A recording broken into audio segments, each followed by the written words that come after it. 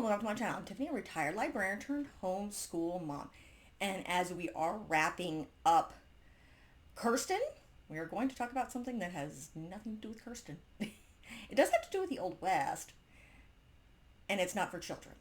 So, because we're going to be going into Addie, which is lots of slavery and kind of dark, and we're going to end Kirsten with Blazing Sadles. So this is a review of Blazing Sadles. If you do not know what the film Blazing Saddles is, this is a 1974 film by Mel Brooks. If you do not know who Mel Brooks is, I'm really old. He is a Jewish writer and director and actor known for parodies, inappropriate parodies. So yes, Blazing Saddles came out in, I think it was 71. Let me bring this up here. No, 74. So, came out in 1974. It is a parody of Western films. The main premise of the film is you have a town with a lot of very white hicks, as you might call them, or various other things, and whose last name happens to be all Johnson. It's a common thing with Mel Brooks. He has a similar thing going on with a little bit more choicey word in Spaceballs, but it's in the way of a railroad. So the guy building the railroad first tries to get them out of there with paid off cowboys running around acting like idiots, because again, this is a comedy film. It is a parody. It is satire. Quite a bit of it. And there are swear words in it as a warning. They're various, again, not meant for children. There is a reason it is rated R, as are all films by Mel Brooks. But he tries to get cowboys to shoot up the town, and that doesn't work, so this is the racist part. He sends in a black sheriff. Remember? These are country hicks. Very, very racist country hicks. The N-word is attempted multiple times in this, though I think that might just be the video version. They may have removed it. So the black sheriff's, the actor's name is Cleavon Little. The part was actually written for Richard Pryor, but I don't know exactly why on earth he could not do it. The studio did not want him to do it. He was probably far too unstable at the time. He was very much off drugs. I think this is before he got off drugs. So, but Cleavon Little, what is the name? Bart, is played opposite by the great Gene Wilder, playing Jim. So Bart comes into town. The people don't actually trust him. There's a swearing old lady in here. They don't know. The townspeople do not know what to do with it. Do with him. And it's a very well-known line. And Cleavon Little did not know Gene Wilder was going to use these words. So the reaction you see on him when he starts laughing is genuine. Basically, Gene Wilder is trying to explain to Bart that these are the people of the earth. You know, morons. Yeah, and Cleavon Little just starts hilariously laughing because he did not know that was the line. He did not know Gene Wilder was going to do that, because Gene Wilder is, in fact, known for a little bit of improv. In fact, improv is very common in these films and now I can't remember his name. And now it's blanking.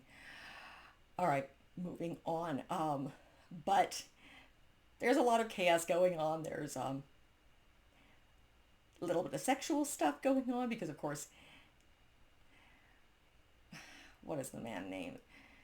Hedy Lam- Headley Lamar. Yes, that is the name of the guy who wants to move through is the railroad owner. Yes, they got sued by Hedy Lamar, who is a fantastic old world actress. I probably mentioned her before, but yeah, she sued them for using her name. I do not know why. Um, I think they were amused by it. Not not surprising, but nonetheless, he sends in a guy to a very stupid person to kind of beat things up. That does not work because he's not smart. Then he sends in a woman who is Madeline Klein is the actress who tries to seduce him, which doesn't quite work. Then they come up with an interesting plan to make a fake town before the cowboys come through, and that's and then all chaos ensues, includes them running through Warner Brothers studio sets, and then them watching the film and running around. Yeah, the end is chaotic. Warner Brothers, of course, was not happy when they saw they screened it, I think, for the staff. The staff didn't laugh. Then they screened it or no, they screened it for like the producers or something. They didn't laugh. They screened it for the staff, and everybody thought it was hilarious. And then they told the director, why on earth? My brain does not work. Mel Brooks, to change things, and he said he would and didn't.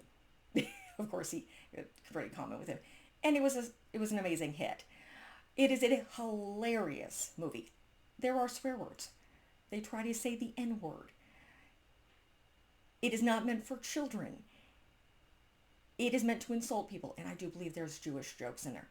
And no, that's not being anti-Semitic. Mel Brooks is very, very Jewish, and he always does that. And they're not as advert as Robin Hood Men in Tights. I will review that one of these days. I enjoy Mel Brooks. It's funny. It's satire. It's not meant for children. Again. But I'm reviewing it for Kirsten at the end just because, one, it's funny. It's an enjoyable movie.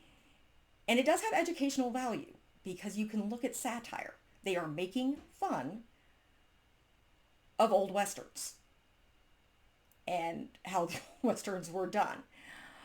So, and it's a good way to look at it. But again, it is a Mel Brooks film. There is a lot of stuff on here you do not want young children to see. Do not be like my parents. I saw Spaceballs at age 6.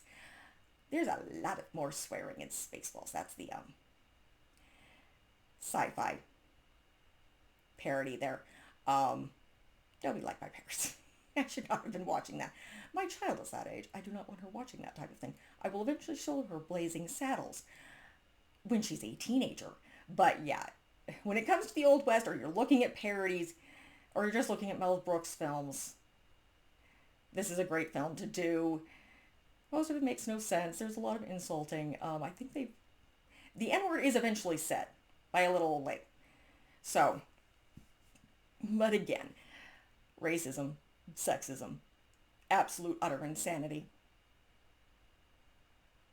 Nothing overtly sexual, just implied, particularly with Mel Brooks and various women. No, you never see anything. He's always behind things or under things. But still, it's suggested. This is the reason it is rated R, and you really do have to have a sense of humor and understand that this is parody.